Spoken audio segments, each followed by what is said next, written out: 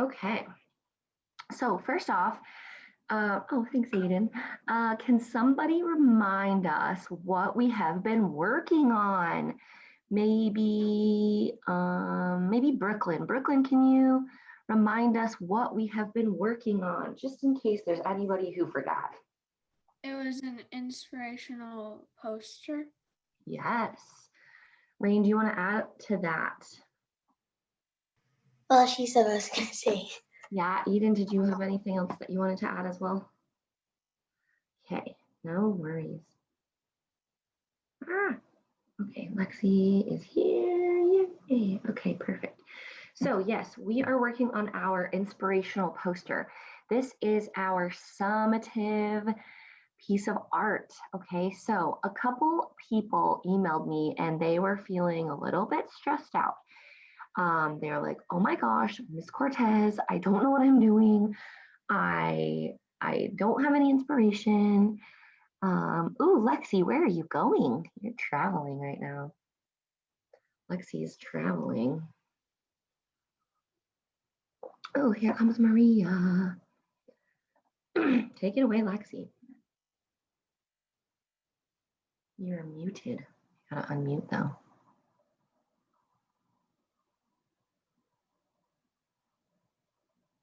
I don't know how to make it unmute when you're traveling in the car. Okay, so we are working on our summative poster, okay? And last time we were together, I showed you one way of adding words to your poster. But after that class, a couple of people emailed me and they were like, "Oh my gosh, Ms. Cortez, I'm so confused. I don't have any inspiration. I don't know what to do for my poster." Excuse me. So some people were freaking out a little bit, which is understandable. So let's just like break this down one more time. If you are one of those few people who is like, "Oh my gosh, I haven't even started this yet," let's walk through this process. Okay, so first things first, you need to know we're making an inspirational poster and you're going to put it in your process journal. Okay, I pulled this page out today so that I can demonstrate a technique to you. You don't have to paint it on a canvas or anything like that. Okay. Number two, if you are one of those few people that hasn't started yet and you are really freaking out a little bit about what you're doing, the first step that you need to do is you need to open up your internet search bar and just type inspirational art. Okay. This is what we looked at before we went on break. Okay. So we looked at some of this inspirational art. And then we also did a brainstorm, and then we started sketching some thumbnails. And before break, you should have at least had an idea of what you were going to do for your poster. And I'm sorry if anybody got confused or if I didn't explain it clearly. But if you are still freaking out, you could take something simple like this. Okay, it has kind of an abstract background, and then it has their quote in the middle. All right. The other thing that we did right before break was we tried to find things that inspire us. So let's just go random. Aiden, what is one thing that inspires you, just in general?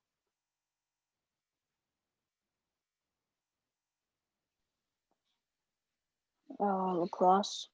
Lacrosse. Okay, so when you are in your search bar, you have your inspirational art, and then you're just going to add the thing that inspires you. And look at all this cool stuff that comes up to give you ideas um, to help you with your inspirational poster. So if you are still really stuck, it's not too late to get back on track. Okay, it happens. I get it. So you're going to be back on track. You're going to have some time today to work on it. I'm going to show you a coloring technique. All right. So whatever inspires you, whatever random thing it is, you can just type that in the search bar along with your inspirational art. And you can help, or excuse me, you can look up things that will help you come up with ideas for your poster. Now, I did want to clarify, we're not doing this digitally. You have to actually draw it, but you can get ideas and inspiration when you go online. Lexi, your hair is beautiful. It's beautiful. Better than my hair. Okay, so today we are going to talk about adding color to our artwork. Now, a lot of you might have already started adding color, and that's totally fine. Or if you haven't finished sketching out your final design, that's okay too, all right? So at the end of last class, I was talking to you all about sketching your final design on your process journal in pencil. So if anybody has their design sketched out, fold it up and show it to us, or show us what you have so far. Eden, that looks cool. Gabby, yes, Gabby already started adding some color. Macy, very nice, yes. Brooklyn, very cool. Rain, look at that, that looks cool. Yes, these look so good. Now, if you don't have yours yet, that's okay. Ooh, look at that, Taylor. Oh, that looks very nice. So if you don't have yours yet, that's okay. But the first step, remember, is to sketch it in pencil onto your process journal. And I want to encourage you to pencil it on kind of lightly so that at the end, you can come back in and erase those pencil marks. So I'm gonna draw a quick shape on mine so that I can demonstrate this color technique, right? The other thing that we talked about last class period was different ways of coming up with letters and fonts. So if you're not really sure how you want your letters to look on your final piece, you can also look up different fonts. And I showed you just one way. It's not the way that you have to do it. It's just one way. If you want to have your words or letters all in a straight line, if you want them spaced out properly, if you want them centered, I demonstrated one technique to do that, okay? So does anybody have any questions about anything before I show you this technique? Everybody is good at the moment. Okay, thanks, Pace. Thank you. Okay, thank you for those of you who gave me some nonverbal feedback. I'm going to grab one thing really fast. So hang tight. I'm going to pop out of the frame so I can grab one other thing. Where did I put it? I better look.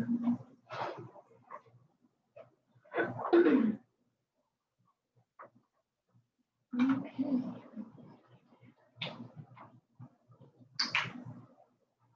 Okay, well, dang it. All right, I'm not at home today, so I left it in the car. Oh well, we'll figure it out.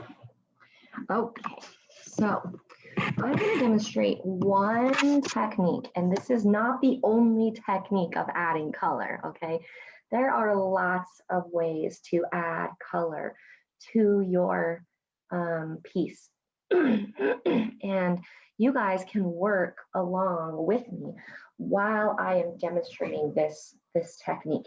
You don't have to use this technique, okay? But the reason that I am demonstrating this one is because a lot of my students in the past have asked me to show them how to do this. So the technique that I'm going to demonstrate today is how to create a gradient of color from one color to the next. Here's another example of what it's going to look like at the end, okay? So a lot of my students have asked me in the past how to create a smooth gradient from one color to another.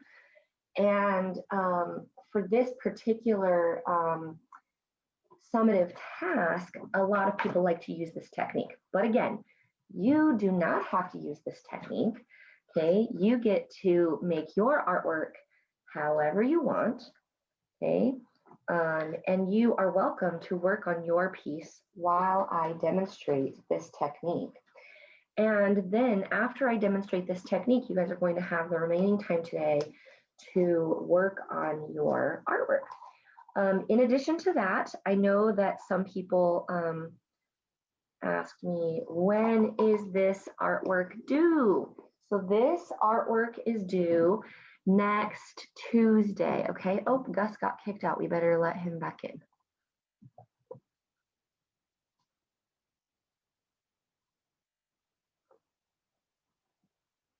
Gus, I'm so sorry you got kicked out.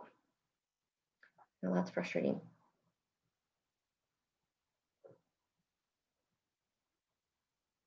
Okay, so here we go. This is due next Tuesday. You need to have it finished before class because you're going to come to class next Tuesday and you guys are going to share your artwork with the class. Okay.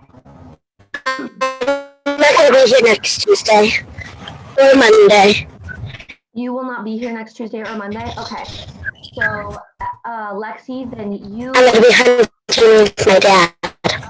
You'll want to take a picture of your artwork and send it to me in an email because. You froze for a second, so I didn't hear what you said. Oh, okay. Yeah, I'll repeat it. Okay, so I don't know if Lexi froze, but I'll type it in the chat as well, just in case. It is due. Next Tuesday. If you are not going to be here, or if you don't have a camera, like if your camera here on Zoom isn't working, you will need to take a photo of your artwork and send it to me in an email because, excuse me, next Wednesday and Thursday is when we are going to do the map testing that we were not able to do before we went on break. So we will only have this class on Tuesday next week, okay? So the other thing that people were asking me about was their artist statement. And I was going to take some time and explain that today, but I decided that I wanted to give you guys more time to just finish your artwork. And so we will talk about that on Tuesday. So don't fret, you aren't behind. We're all going to work on it together. Okay, so any questions about when this is due or anything like that before I demonstrate this technique to you? Okay, cool. All right, so let me just put a little light on my paper here. Okay. What? I don't have my phone stand, so I'm trying to figure out a way to hold this so that you'll be able to see my paper. I think if I do it like this, it will be okay. Stay there, phone. Okay, so paper, all right? Nope, I think that's too bright. I don't actually think that's going to work like I wanted it to. Scratch that. All right. So I am going to demonstrate this gradient technique. And the first thing that I have done is I have sketched a heart shape on my poster, okay, or on this demonstration page for you, very lightly, so you can't see it very well, okay? When you are doing a gradient, you can do this actually just with one color and go from light to dark, or you can do it with more than one color. And I like to use colored pencils, okay? I feel that colored pencils are a little bit easier to create a smooth gradient. You can still do the same technique with markers, but I don't find it to be as easy. You just tend to get those really distinct lines when you're using your markers. So if you want to do this technique and you have colored pencils or crayons, that's going to make your gradient a little bit more smooth, okay? But you can certainly still do it with marker. It's just going to take a little bit more patience, and it's going to look a little bit different. That doesn't make it bad by any means. It's just going to look different, and that's okay. So I have my heart shape, and I have chosen 3 colors to demonstrate the gradient today. I have chosen an orange, a lavender color, and a dark purple. All right, so if you want to give this a try and practice along with me, you are certainly welcome to, or you can just watch me demonstrate it. And then if it happens to be a technique that, hi, Brooklyn's family, if it happens to be a technique that you want to add, I like seeing your family in the background. It makes us feel a little bit more real and connected when we're in this distance learning thing. So if this happens to be a technique that you want to use, then you can practice. When I first started doing this, I was not very good at it. I was really bad. I was really bad at it. I'll tell you that. But then I got better because I practiced. So I'm going to use these three colors. And when you are doing a gradient, you always want to start with the lightest color. Or if you are doing a single color gradient, you always want to start doing it very, very lightly. Okay, so I'm going to start with my lightest color, and I'm going to tilt this a little bit so that you can see my paper. Oops, don't be too wobbly there, computer.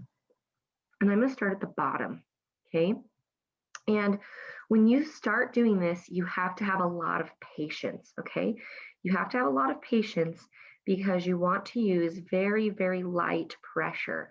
You might be like, Miss Cortez, I don't even see it coming onto the page. There's not even hardly any color there. I promise there really is. You want to start very, very lightly. And you do have to have patience because you're going to go over this many, many times. Okay. So we're first going to apply a very, very faint, light color on the bottom. Okay. Who can tell me why do you think we start with the lightest color? Why do you think we start with the lightest color? Who can take a guess? Why do we want to start with the lightest color? Who can take a guess? Brooke, go ahead, give us a guess. Because then you can, I think it might be easier just because you can start really lightly and then just start pushing down harder on the pencil. Yes, yes. Good. Anybody else have an idea? Why do we start with the lightest color when we're doing this technique? Hayden, what do you think? If you mess up, you can go over it with the darker color. Yes, good. Those are both Hayden and Brooke are correct. So when you are doing a gradient, I will tell you this probably at least a dozen times today, repeatedly. You can always add more color, but you cannot take color away. It's very difficult to take color away.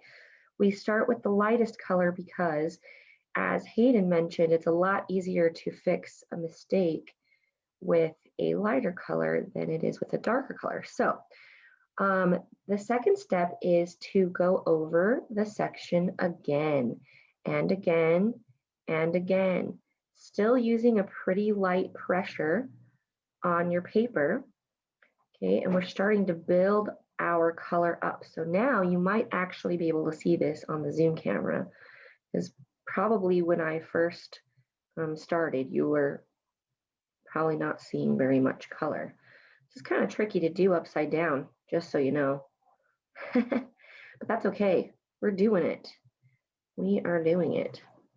I'm kind of glad actually that I get to demonstrate this technique to you on camera, because in the classroom, I can't really demonstrate this technique to you in the same way. I have to like walk around and show you the paper up close. But now on the camera, I get to just sit here and I don't have to walk around, so it takes a little bit less time. So as Brooke mentioned, you can start to add a little bit more pressure, but you still want to keep it pretty light as you are putting this first color down. Oh, I have a sticker on my notebook, and I just noticed that I'm starting to get like a little line here from the ridge on my sticker. I'll put it on the back of my notebook, and there won't be any bumps. Do you remember when we did that rubbing technique when we were first studying textures? That's kind of that same idea. Okay, so now I have my first color pretty well started, and now I need to be thinking about where I'm going to start my second color.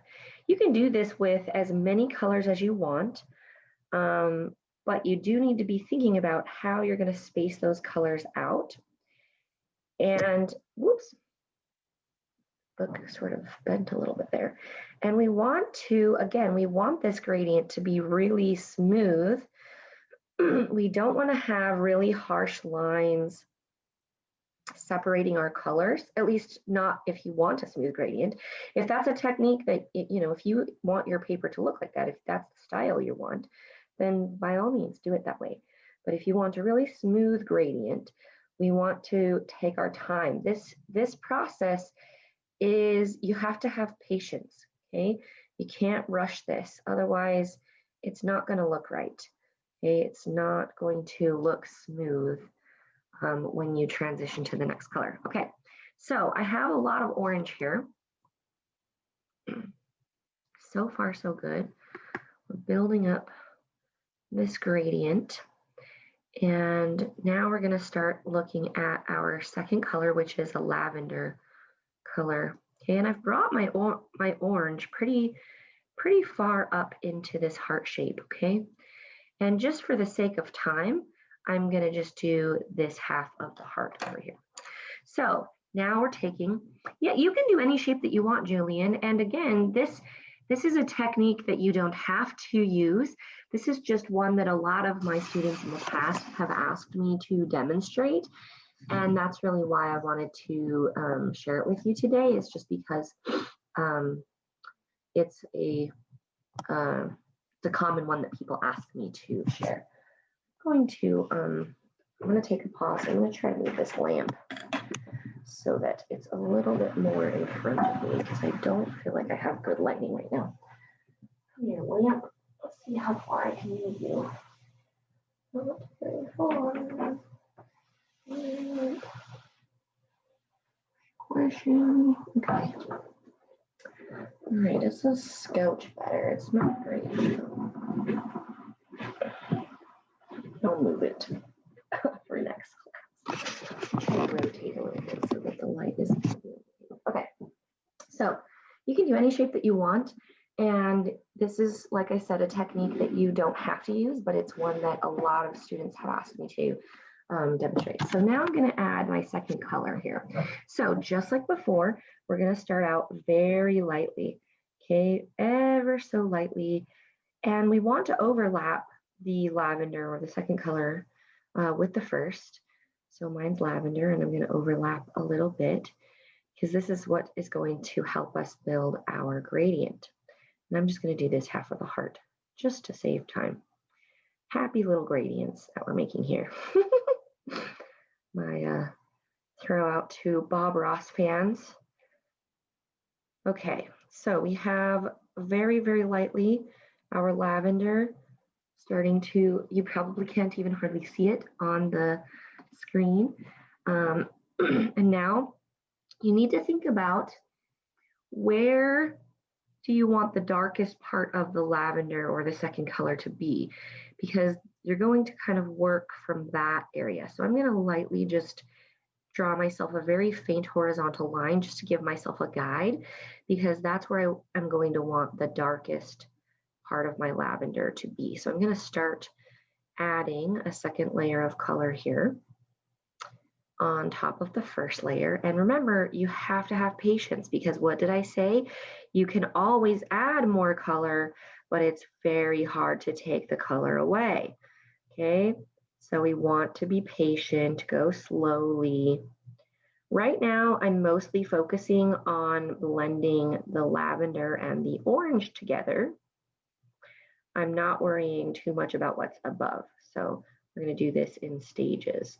And as I'm starting to get my darker area here with the lavender, I might notice that I need to come back in with my orange and add a bit more in some areas to create that smooth transition between the orange and the lavender.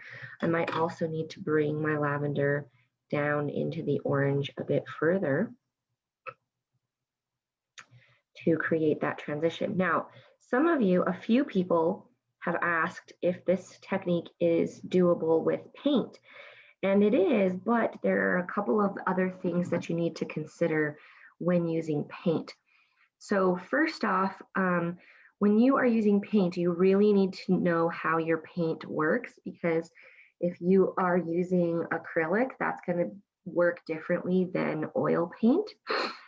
And when you're using paint, most artists will actually use a separate palette, and they will have their two colors like the orange and the lavender.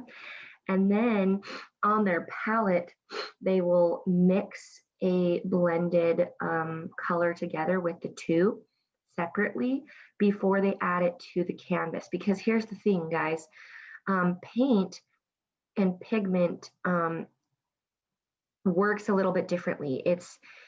This purple could overpower the orange a lot more in paint. So if I just slap on some purple paint to my canvas and I slap on some orange paint and I'm starting to bring it together, you're going to end up having way, way too much paint on your canvas. And it's going to end up just a big blob mess.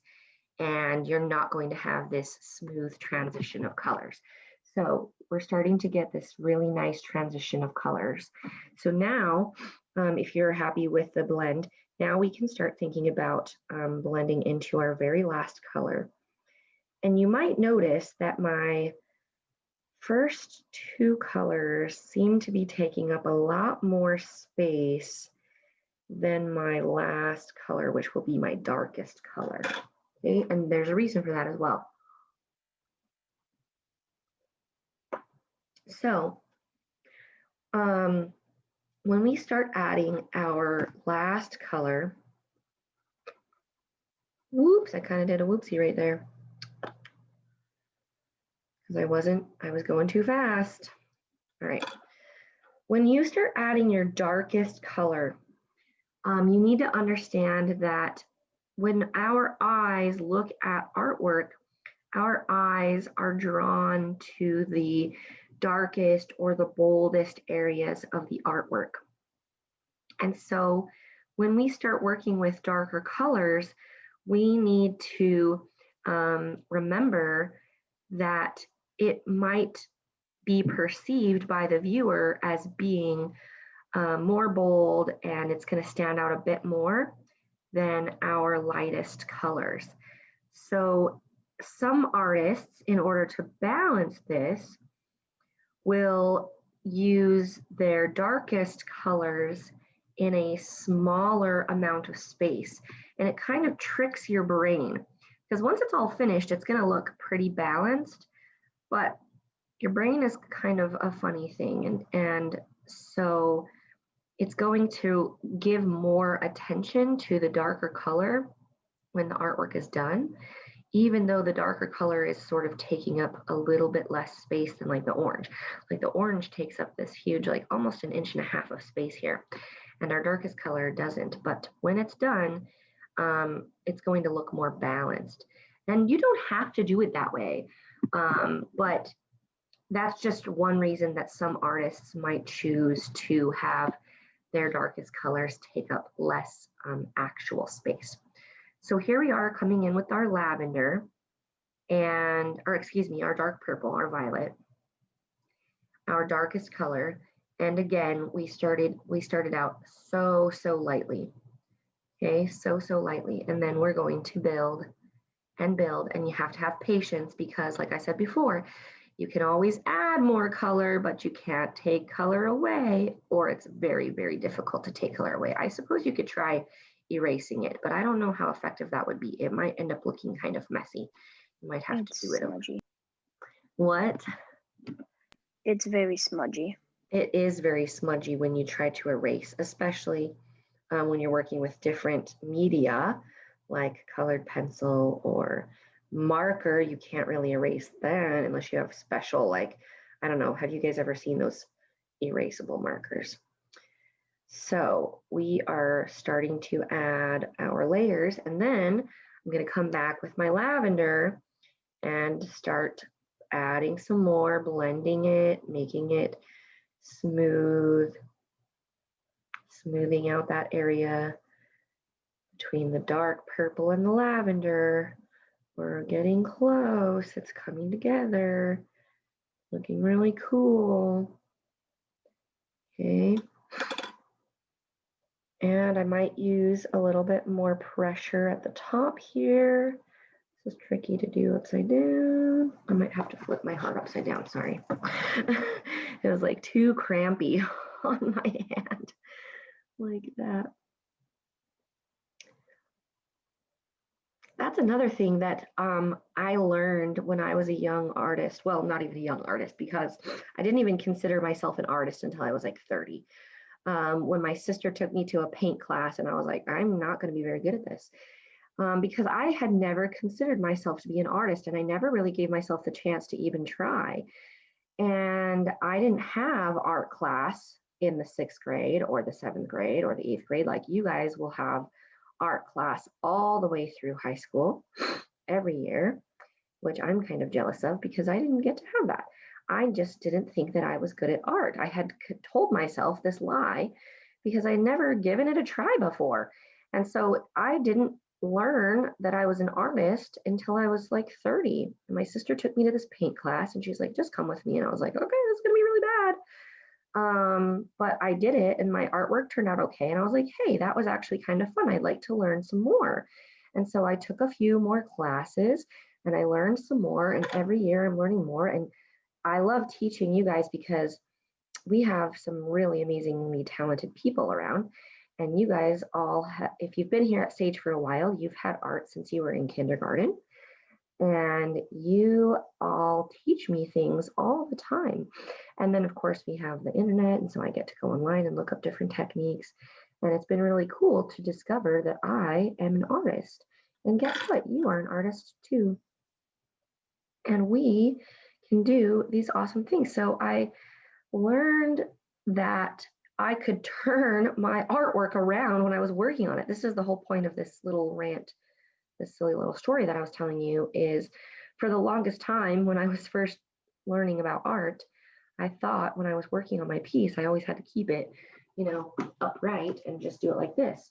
And then somebody was like, you could just turn it around to get to it easier. And that was like a really surprising concept to me, to be like, oh, you mean I can flip it upside down to work on it? What? That's crazy.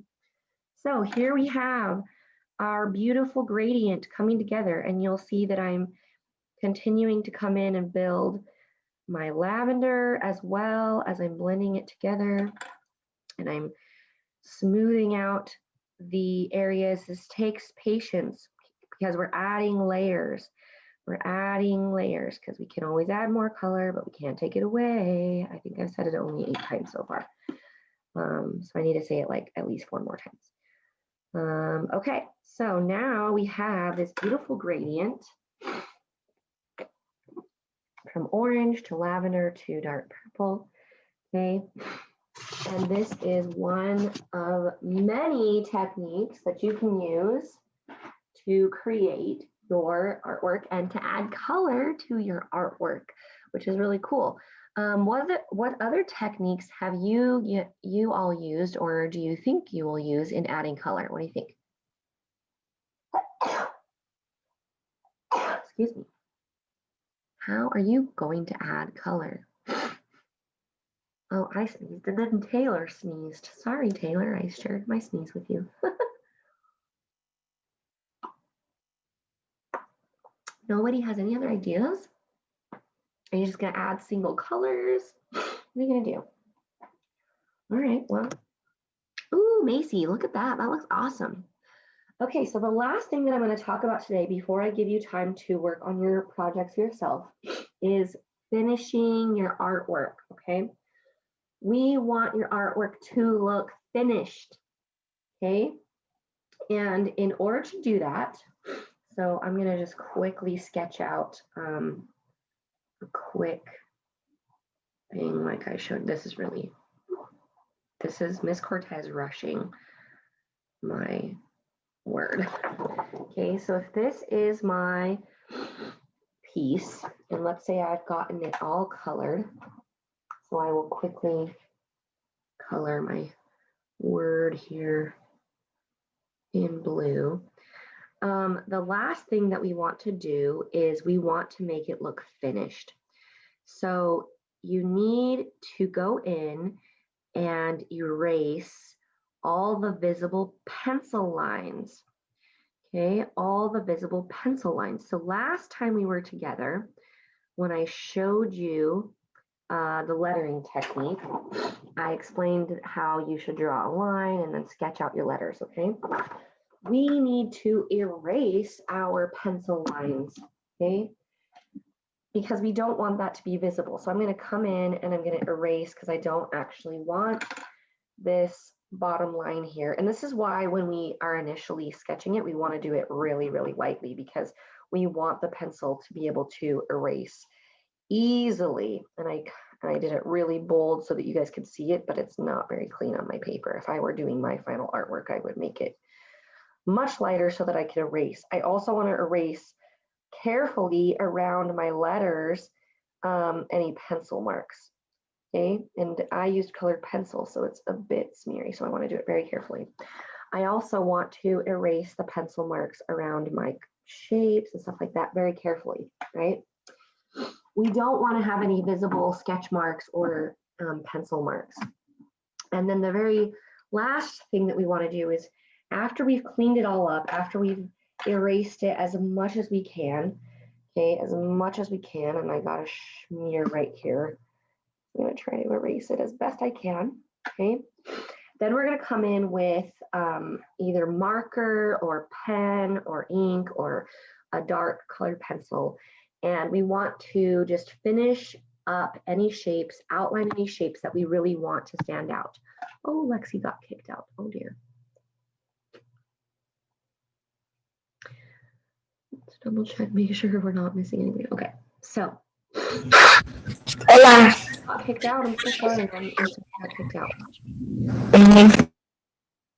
It's okay. We're just talking about how to finish our art piece.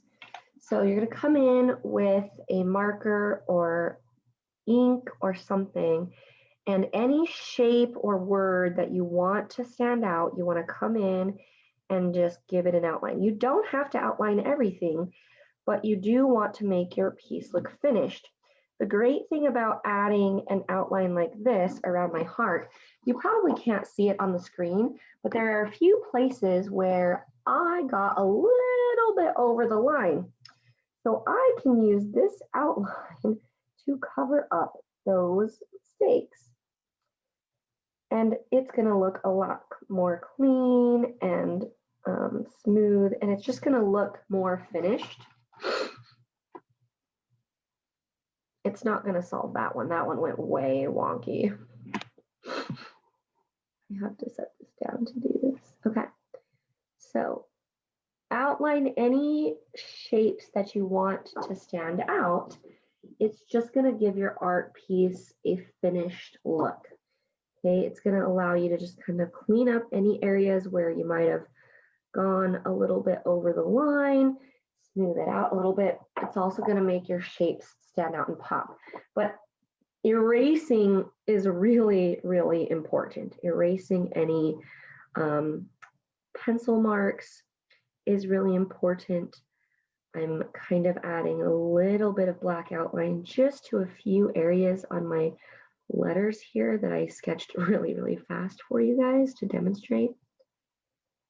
Just to kind of clean it up again, to make it look really, really nice and finished. Gabby, go ahead, you have a question. Are we allowed to use the same shape that we've used like over and over again? Can you say that one more time?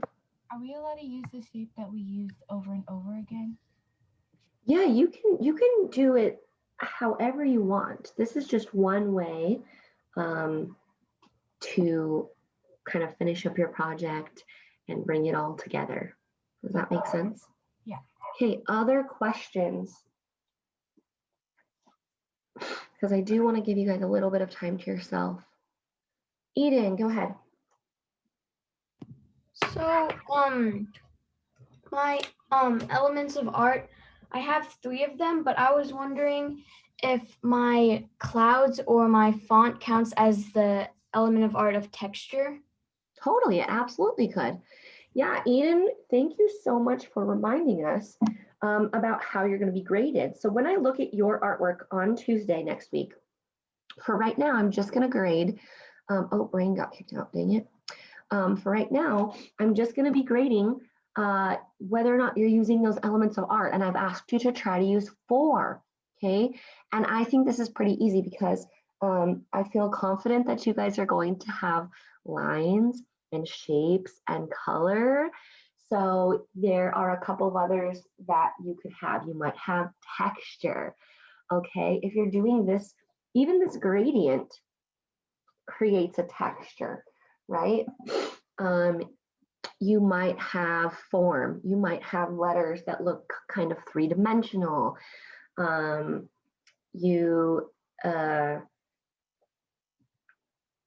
My brain just totally died for a second.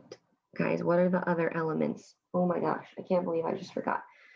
Texture, form, line, shape, color. Oh, value. Oh, yes. So we have value also here when we're moving from light to dark. Yes. Lots of great things. Okay. I do want to give you guys a few minutes of time to yourself to work. So you are free to exit the Zoom today. If you want to stick around and ask any questions or show me what you have, you can. Please feel free to email me if any other questions come up as well. Have a great day and a great weekend, and I will see you on Tuesday. Bye. Bye, everybody. Bye. Thanks for being awesome.